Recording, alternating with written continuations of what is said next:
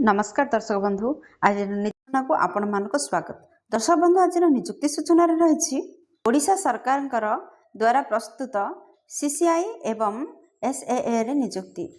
दर्शक बंधु जदि आपण मैंने इंटरेस्टेड अच्छी ताहले निहाती वीडियो सह लास्ट पर्यंत जोड़ी रुहतु जहाँफल आपण मैंने देखिपारे टोटाल पोस्ट कौन बाहर आपंकर आप्लिकेसन फी अच्छी कि ना एज लिमिट कौन रही क्वालिफिकेशन कौन रही दरमा केते पाइबे आपंकर सिलेक्शन प्रोसेस किपर रही आवेदन शेष तारीख कौन आपर आवेदन करेंगे क्यों एड्रेस आवेदन करेंगे सब जानवे तो आपण शिक्षागत योग्यता अष्टम नवम दशम जेकोसी शिक्षागत योग्यतार अधिकारी होते आपण मैंने पद पदवी आवेदन करेंगे। दर्शक बंधु ओडिशा सीसीआई एसएए रिक्रुटमेंट 2025 को आपण मैंने अष्टम दशम जेकोसी श्रेणी शिक्षागत योग्यता रखी आपण मैंने विभिन्न प्रकार पोस्ट वैकेंसीज प्रकाश पाई आपण मैंने आवेदन करेंगे। तो बेसिक इनफॉरमेशन कौन रही आउ जॉब डिटेल्स कौन रही नेम ऑफ ऑर्गेनाइजेशन होची ओडिशा सीसीआई एसएए मालकानगिरी तरफ विज्ञप्ति आपण जारी होची टाइप ऑफ जॉब रही आपणकर चुक्तिभित्तिक नियुक्ति आपण कॉन्ट्रैक्चुअल बेसिस रे जॉब टी रहबो कैटेगरी जदि कहबा ओडिशा सरकारी नियुक्ति अटे। दर्शक बंधु वर्तमान देखंतु केउ पोस्ट पई आपणकर वैकेंसी सब प्रकाश पाइछि बहुत गुडी पोस्ट वैकेंसीज प्रकाश पाइछि केउ पोस्ट पई देखंतु आपणकर counsellor child welfare officer paramedical staff cook helper cum night watchman housekeeper social worker doctor आउस ये सब पद पदवी आपंकर विज्ञप्ति जारी होची आपन जदि इंटरेस्टेड अच्छा निहाती भाव में आपंकर एप्लिकेशन मोड देखंतु आपंकर एप्लिकेशन मोड रोचे ऑफलाइन रे आपण माने रजिस्टर पोस्ट किबा कोरियर किबा ईमेल माध्यम आवेदन करेंगे क्यों मैंने यहाँ आवेदन करेंगे देखो आम ओडिशार समस्त कैंडिडेट आवेदन करेंगे। प्लेस ऑफ पोस्टिंग ओडिशा रे ही रहिबो। दर्शक बंधु यार लास्ट डेट जदि कहबा 1/12/2025 रही बंधु आम जदि ऑफिशियल वेबसाइट विषय कहबा ताहले malkangiri.odisha.gov.in आपण माने चेक करेंगे। जेंडर विषय जदि कहबा उभय पुरुष प्रार्थी और महिला प्रार्थी यही पद पदवी आवेदन करेंगे। दर्शक बंधु आपण मैंने वर्तमान देखते जी शिक्षागत योग्यता कौन रहा उचित आपण अष्टम दशम बैचलर पीजी डिप्लोमा जेकोसी शिक्षागत योग्यतार अधिकारी होते आवेदन करेंगे। एथिपाई समस्त शिक्षागत योग्यता पोस्ट वैकेंसीज रिलीज होइछे। बंधु वर्तमान देखो सिलेक्शन प्रोसेस कौन रही सीसीआई एसएए रिक्रुटमेंट 2025 नोटिफिकेशन रही जे आपण मान कैरियर मार्क हिसाब से आपंकर सिलेक्शन हम से किसी भी एग्जाम व्यवस्था नहीं नो एग्जाम रही आपणकर इंटरव्यू रही डॉक्यूमेंट वेरिफिकेशन रही। दर्शक बंधु आपण मैंने देखिपारे बिना परीक्षा आपण मैंने नियुक्ति पाइपर।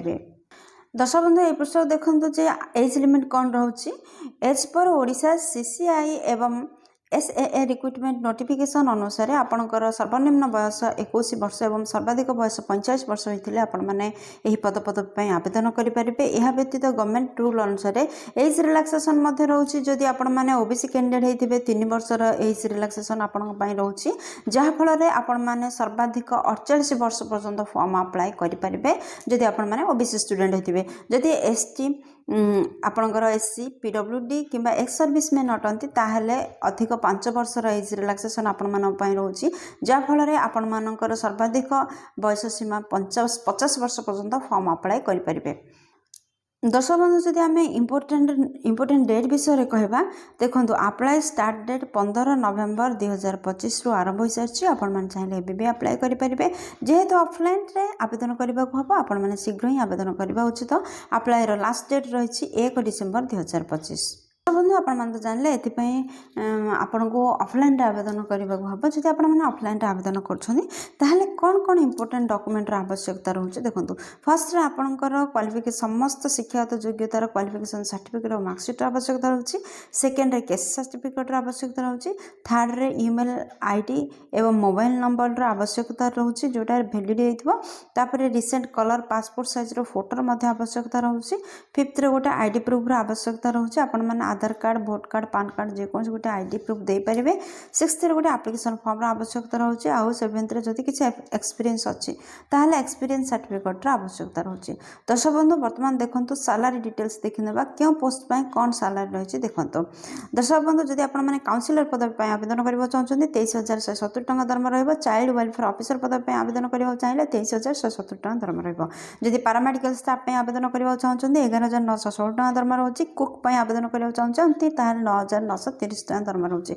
जदि आपने हेल्पर कम नाइट वॉचमैन पदवी आवेदन करने चाहते 7,944 दरमा रही। हाउस कीपर आवेदन करने चाहते 7,944 दरमा रही। सोशल वर्कर आवेदन करने चाहते आपंकर मासिक दरमा 18,536 टंका रही। डॉक्टर आवेदन करने चाहते आपणकर मासिक दरमा पार्ट टाइम डॉक्टर पे मासिक दरमा आपणकर रोचे 9,930 टंका। जदि आपण आया पदवी आवेदन करने चाहते 7,944 टंका मासिक दरमा रोचे।